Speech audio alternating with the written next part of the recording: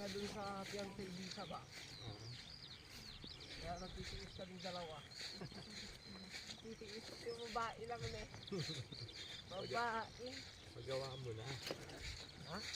Pagawa mo na kasi.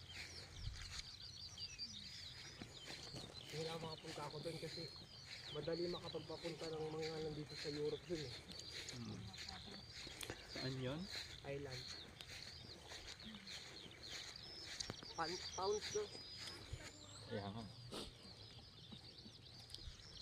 Mamaya pag nandun ka na, hindi mo na Hindi ko kunin ko yung number niya nun. Kunin ko yung FB or WhatsApp.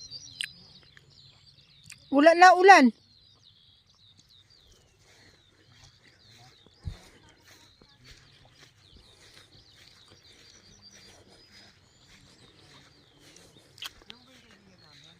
Berries. Hello guys. It's the farm of berries.